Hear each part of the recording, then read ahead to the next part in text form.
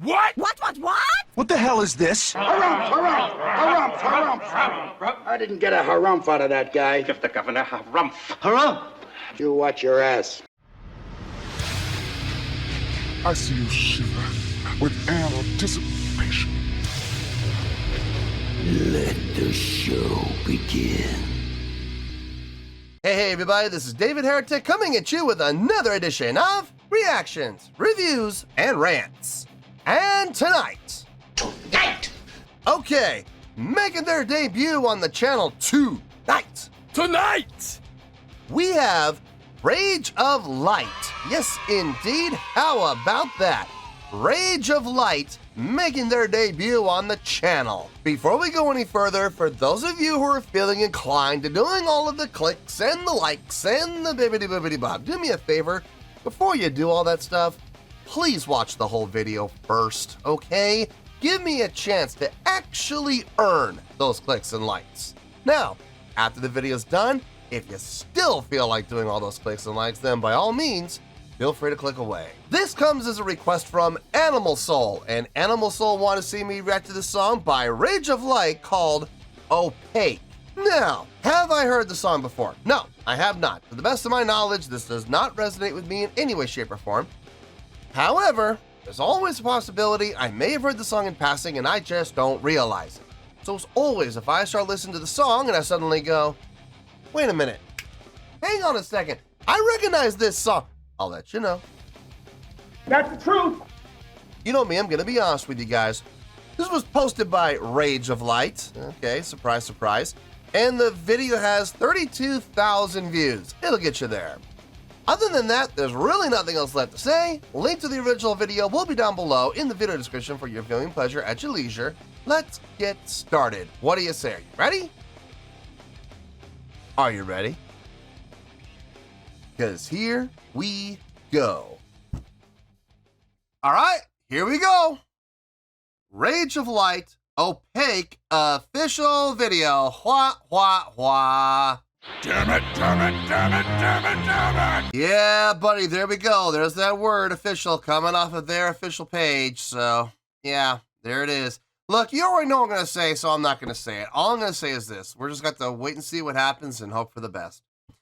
All right, let's do this. All right, boy, let's do this.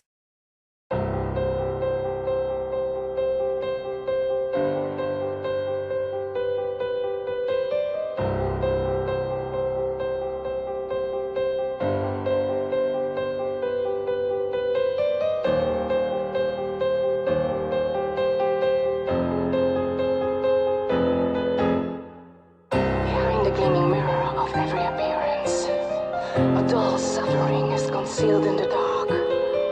This hidden affliction is not able to crack the glass fences that we put between us.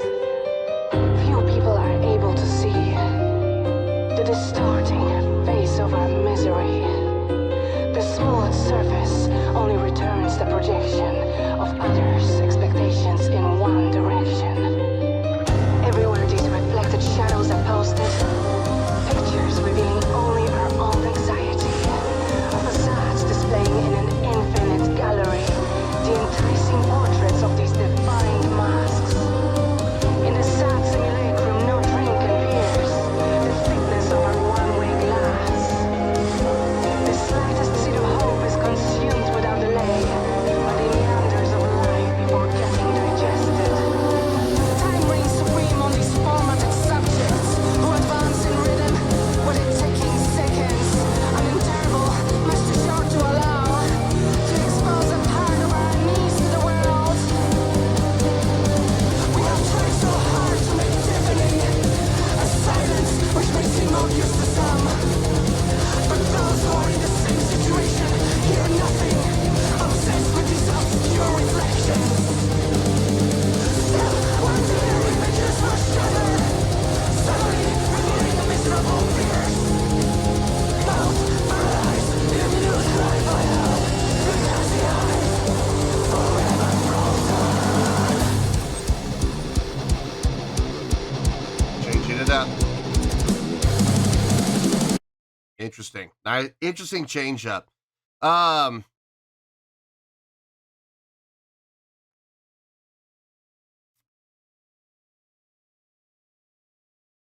The musicianship is great. The guitar playing, the bass playing, the drumming, the cello playing, the piano playing, it all sounds great. I got no issue with anything that's happening instrumentally.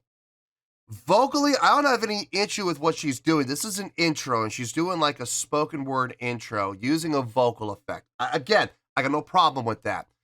I do have a problem with the mix. She needs to come up quite a bit in the mix. She's absolutely getting buried by the instrumentalists.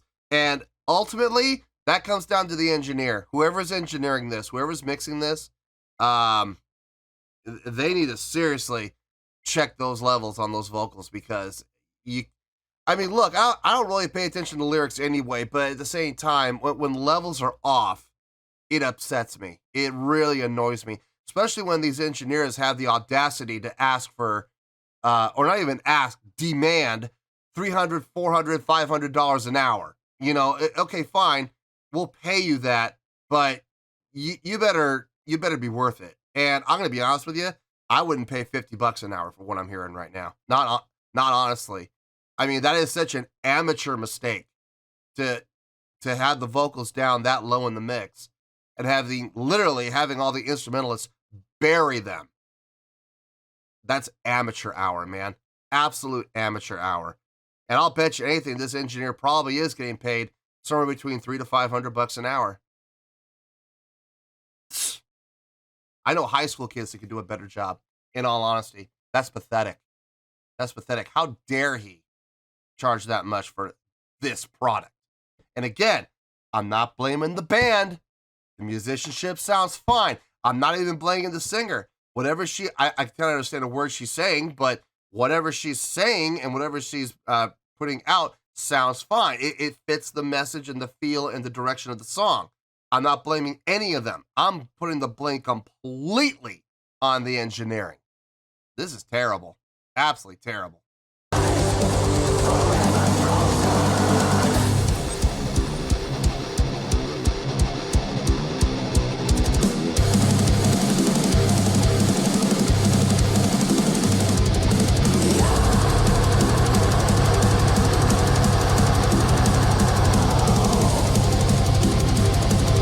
Hopefully they bring the vocals up in the mix.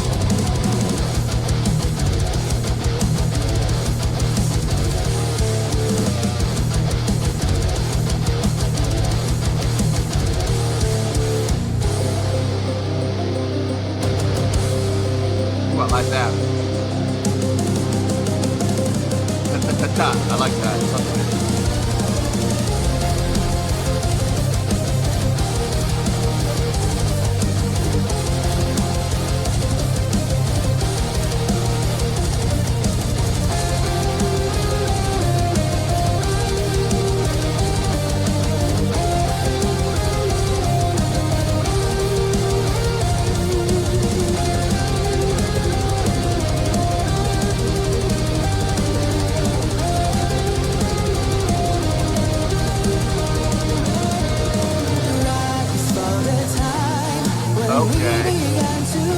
That's better.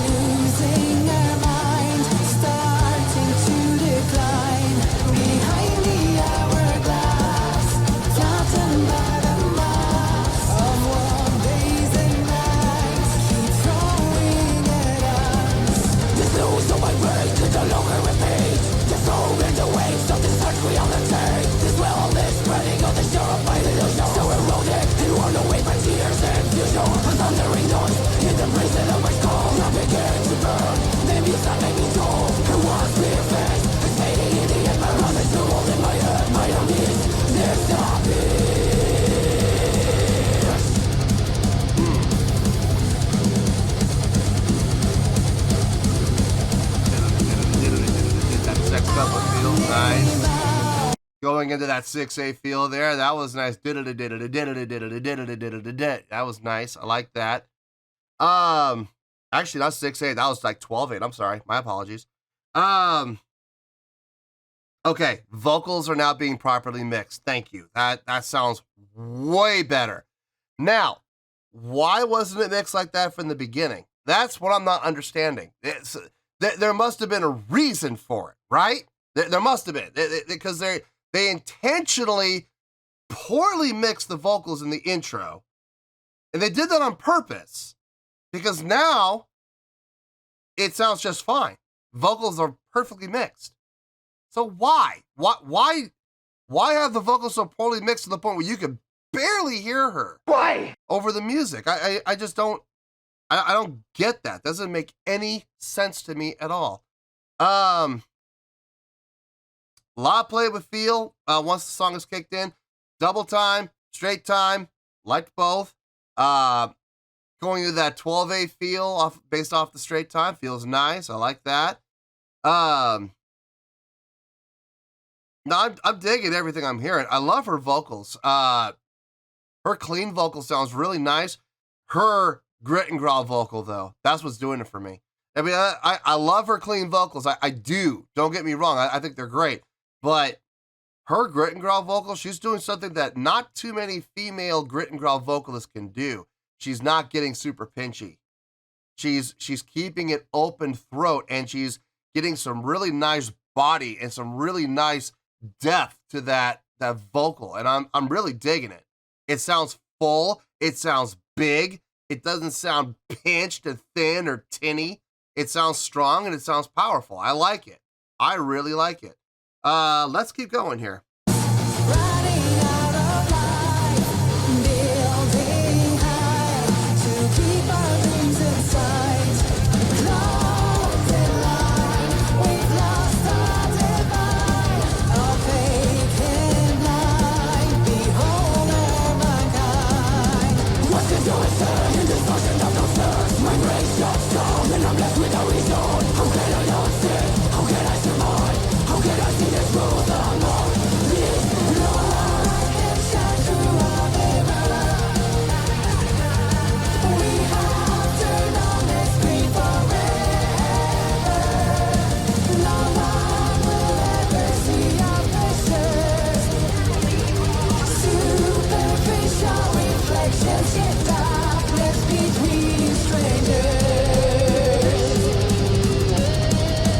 Keyboard solo, okay.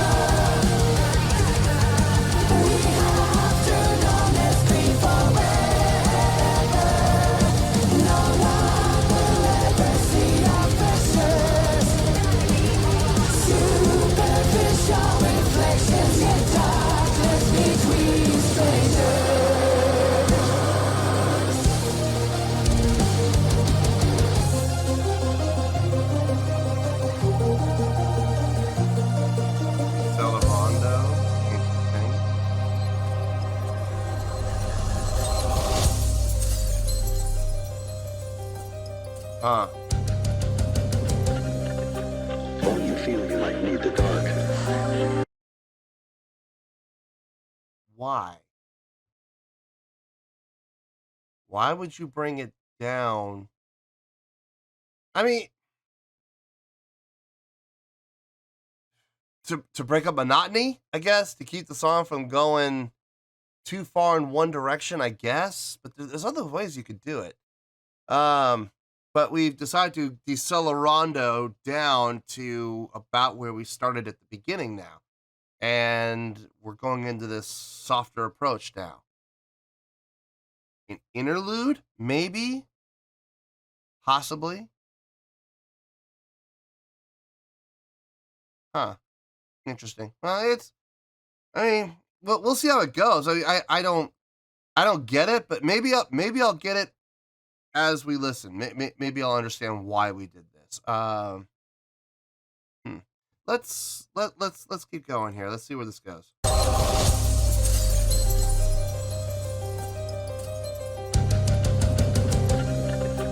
Don't you feel you might need the dark?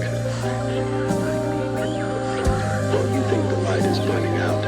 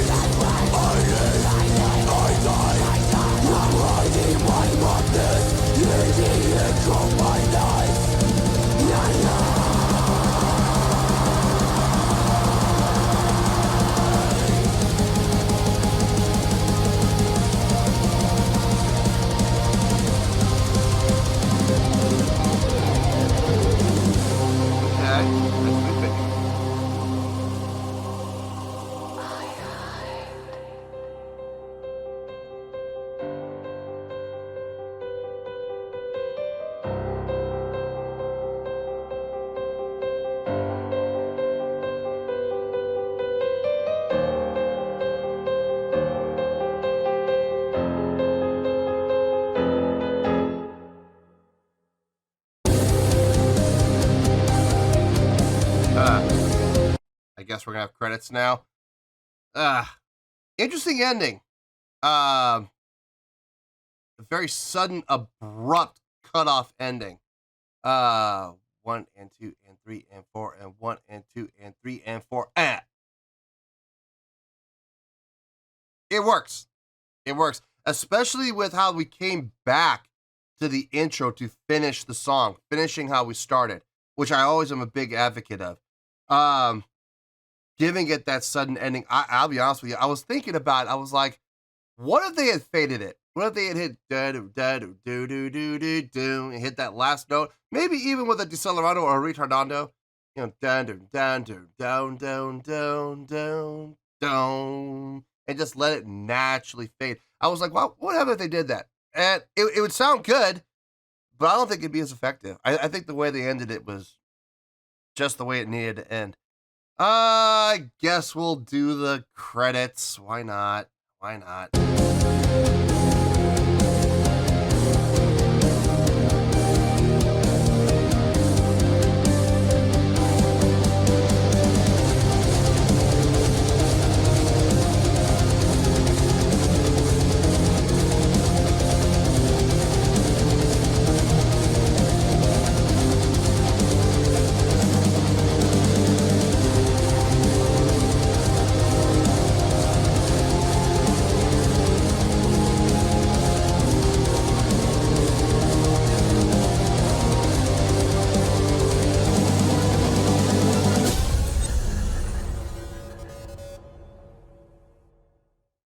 I mean, it's credits. I don't really count that as part of the song, so it is what it is.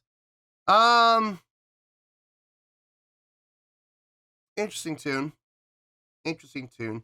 It was about 8.5 minutes, and yeah, it felt like 8.5. Yeah, it's accurate. So, the good news is it didn't feel like 12 or 13. You know what I mean? Or 10. It felt exactly what it was. Yeah.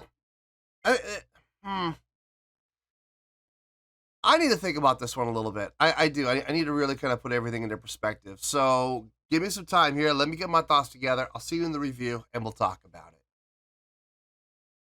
Well, there you go, folks. That was Rage of Light with Opaque. This was a request from Animal Soul. Okay, I thought about it, and I talked about most of the stuff I want to talk about during the course of the reaction, so there's not a whole lot to talk about. Couple things I want to discuss a little bit, hit a couple of bullet points, and hopefully keep this review a little on the shorter side. We've already been here for about 20 minutes anyway, so hopefully we won't do another 20-minute long review. I don't know. I have to wait and see how this goes, I guess. Yeah, right. I make no promises other than I'm going to try my best to keep it short. Anyway, let's start off with the rating, shall we? Out of a possible 5 stars, I'm going to give that 4 stars. Yep, 4 out of 5 stars. I feel good about that score. Let me tell you why. Why? It's a great tune. It is a great tune, okay? Some great musicianship, in particular, from all the musicians. Guitar, bass, drums, keyboard, yeah, cello, they all sounded great. I had no issue with anything that was happening there. Guitar playing with some really nice guitar work on that little, it wasn't a very long solo. I kind of noticed that when they did come to the guitar solo, I did notice the guitar solo was a little on the shorter side. I was expecting it to be about twice as long, honestly. But keeping it short and sweet, leaving the crowd wanting more, nothing wrong with that. Is a nice approach. But I love that little sweep pick he did at the end, man. That was tight. That was really tight. Going up and then down, then back up again. So not even going all the way back down again. So he went down and then up about halfway, down about 3/4, and then faked them all the way up again. That was really nice. I was slick. That was slick. You gotta be accurate with your fingers if you're gonna be doing that. Gotta have those fingers nice and loose. Bass playing sounded solid. I got no issue with anything the bass player did. It sounded really good. Keyboard player, I believe it's the same guy doing the keyboard and the bass. Which leaves the question, when they play live, who does what, you know? Does he play the bass and let the keyboard be tracked, or does he play the keyboard and let the bass be tracked? either way, I'm not a fan of either one. Look, if you're gonna have both, have two players. That's just my opinion. The cello player sounded nice. It was a nice accompaniment.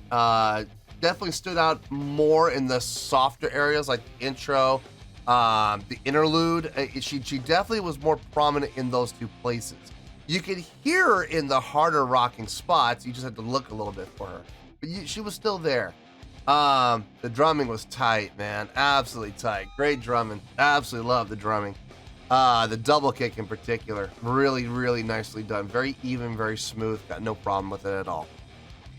Vocally, okay. Here's where things got interesting. I am usually a bigger fan when it comes to vocalists who are able to split and do the clean vocals and the grit and growl. I'm usually a much bigger fan of the clean vocals. I've always have been. I always will be. I make no bones about it. And make no mistake, I did enjoy her clean vocals. I absolutely did. I enjoyed her clean vocals. I think I enjoyed her clean vocals more than I enjoyed her grit and growl. But here's the thing. I found her grit and growl vocals to be more impressive than her clean vocals. And the reason for it is this. A lot of times, I'm not saying every female vocalist does this, but a lot of times when female vocalists do grit and growl, it gets very pinchy. It gets very nasally. It gets very thin and very tinny. She didn't do that. She kept the open throat going. She supported, she projected. It sounded very full, very rich sounding, very, I guess the best way to put it would be full bodied. It didn't sound thin at all. So round, so firm, so fully packed, so easy on the draw.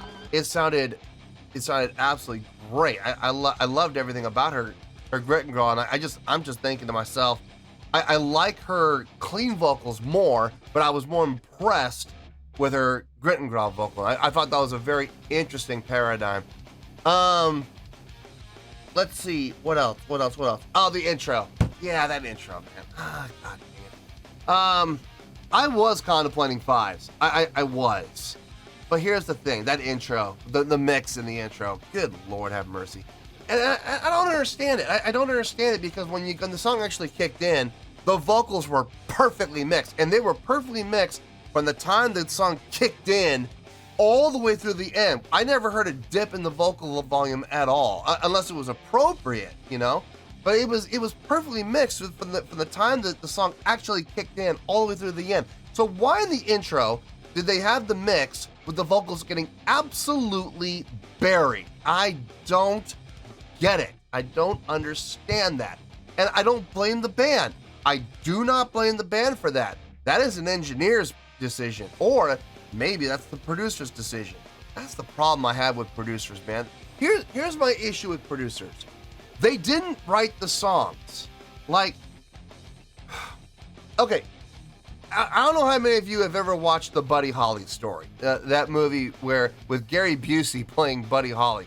I don't know how many of you guys have ever seen that movie, but there's a point where they're going around talking to record companies who are really interested in signing them.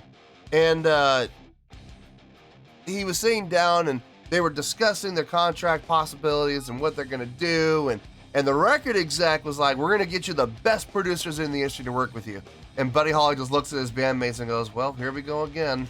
And he proceeds to basically lay into the A&R to the record exec and goes, I produce all the music because I'm the one who wrote it. I know what it sounds like in my head.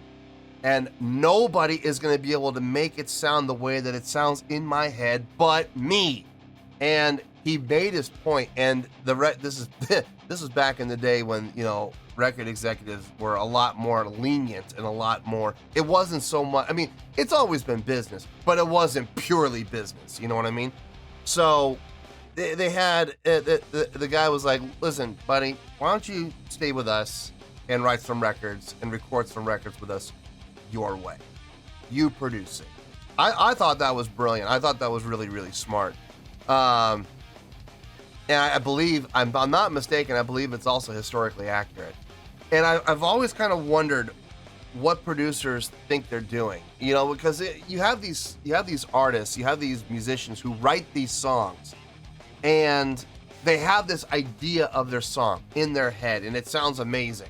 And then here comes this producer who's had no part in the songwriting process, didn't visualize it, didn't theorize it, didn't write out the outline, didn't think about the lyrics or the melodies or the counter melodies and the harmonies and the rhythmic patterns and the subdivisions and the accents and the dynamics, and he didn't think about any of this stuff. He's literally sitting behind a desk, you know, counting his money.